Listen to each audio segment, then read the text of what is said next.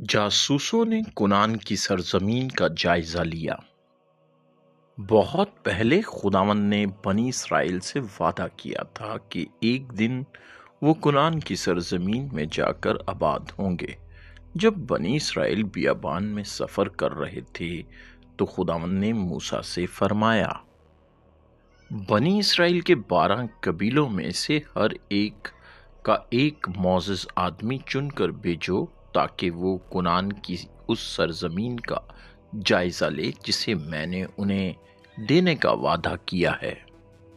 चुनाचे मूसा ने हर कबीले में से एक एक सरदार को चुन कर उस तरह 12 आदमियों का इंतखाब किया।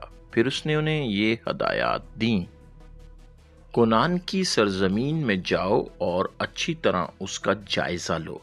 देखो कि वो जमीन खेती बाड़ी और मवेशी पालने के लिए कैसी है, वहां के लोग कितने ताकतवर हैं और उनके शहर और बस्तियां कितनी मजबूत और महफूज हैं।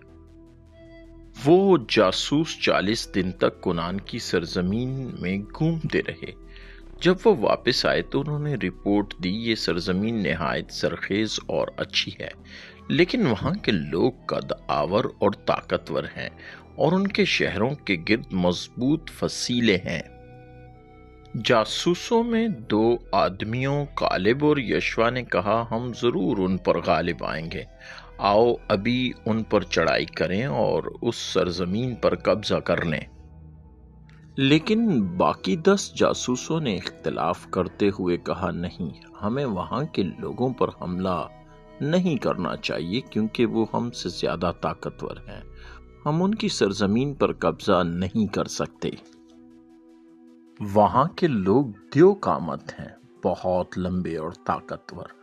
उनके मुकाबले में हम अपने आप को टिड्डियों की मालिक महसूस करते थे और उनकी नजर में भी हम बहुत छोटे और कमजोर थे।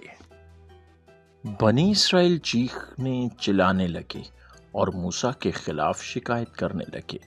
उनमें से बाज ने कहा, काश हम मिस्र ही में रह जाते तो बेहतर होता।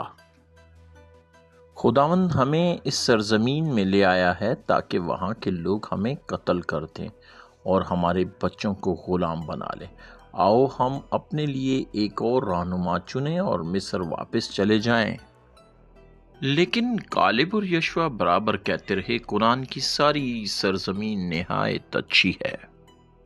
खुदावंद हमारी मदद करेगा कि हम कुनानियों पर फतह हासिल करें। खुदावंद के खिलाफ बगावत ना करो, डरो मत, खुदावंद हमारे साथ वहां जाएगा। कुछ खौफजदा आदमी कालेब और यशवा को संसार करना चाहते थे, लेकिन अचानक खुदावंद का जलाली नूर खैमा इज्तिमा के ऊपर जाहिर हुआ। तब खुदावंद ने मूसा से फरमाया, ये लोग मेरी कितनी बेहुरमती कर रहे हैं। मैंने इनके लिए इतने बड़े बड़े मौजज़े किए, फिर भी ये मुझ पर भरोसा नहीं करते। मैं इन पर वबा बेचकर इन्हें हलाक करना चाहता हूँ। मूसा ने जवाब दिया है, खुदावंद मेहरबानी फरमाए, ने एक बार फिर माफ कर दे। तब खुदावंद ने उन्हें मुआफ कर दिया और उन्हें हलाक न करने का फैसला किया। लेकिन खुदावंद ने ये भी फरमाया, बनी इसराइल में से बेईमान लोग कभी कुनान की सरजमीन को नहीं देखेंगे। बनी इसराइल को 40 साल तक इस बियाबान में आवारा फिरना होगा, यहाँ तक कि ये बेईमान और नाफरमान नस्ल खत्म हो जाए। जिन लोगों ने मेरी बेहुरमती की है उनमें से कोई भी इस सरजमीन को नहीं देखेगा जिसे देने का मैंने उनके बाप दादा से वादा किया था, बल्कि उनके वही बच्चे जिनके बारे में उन्होंने समझा था कि वो गुलाम बना लिए जाएंगे, इसी सरजमीन में दाखिल होंगे। बाद में खुदावंद ने उन 10 जासूसों को जिन्होंने बुरी रिपोर्ट देकर लोगों को बेदिल और बागी बना दिया था, वबा से मारा और वो मर गए। लेकिन कालेब और यशवा बीमार ना हुए, वो बहुत बरसों तक जिंदा रहे। जब बनी इसराइल ने वो बातें सुनी जो खुदावंद ने मूसा से फरमाई थीं, तो उन्होंने कहा, आओ अब हम कुनान की सरजमीन में चलें لیکن موسیٰ نے کہا اگر تم اب جاؤ گے تو خداوند تمہارے ساتھ نہیں جائے گا اور نہ ہی تمہاری مدد کرے گا، اس لیے تم جنگ میں ضرور مارے جاؤ گے۔ لیکن بعض آدمیوں نے موسیٰ کی بات نہ مانی اور کنعان کی سرزمین کی طرف روانہ ہو گئے۔ جب وہ کنعان پہنچے تو وہاں کے لوگوں نے انہیں شکست دی اور انہیں واپس بیابان کی طرف بھگا دیا۔ بنی اسرائیل 40 سال بعد ہی کنعان کی سرزمین میں داخل ہو سکے، جب ان کی بالغ نسل کے زیادہ تر لوگ مر چکے تھے۔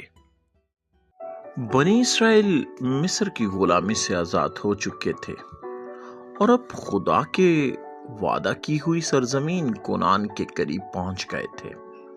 موسیٰ نے خدا کے حکم کے مطابق 12 جاسوسوں کو اس سرزمین کا جائزہ لینے کے لیے بھیجا۔ 40 دن بعد وہ واپس آئے۔ سب نے تسلیم کیا کہ کنعان واقعی دودھ اور شہد کی فراوانی والی نہایت زرخیز اور خوبصورت سرزمین ہے۔ لیکن 10 جاسوس وہاں کے طاقتور لوگوں اور مضبوط شہروں کو دیکھ کر خوف زدہ ہو گئے۔ انہوں نے ایسی رپورٹ دی جس سے تمام قوم کا حوصلہ ٹوٹ گیا۔ صرف 2 جاسوس کالب اور یشوع نے خدا پر بھروسہ رکھا۔ انہوں نے لوگوں سے کہا اگر خداوند ہم سے راضی ہے تو وہ ضرور ہمیں اس سرزمین میں داخل کرے گا۔ ان لوگوں سے مت ڈرو کیونکہ خداوند ہمارے ساتھ ہے۔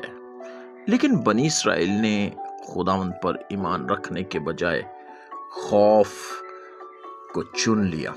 اس بے ایمانی کے باعث وہ فوراً وعدہ کی سرزمین میں داخل نہ ہو سکے اور انہیں 40 سال تک بیابان میں بھٹکنا پڑا۔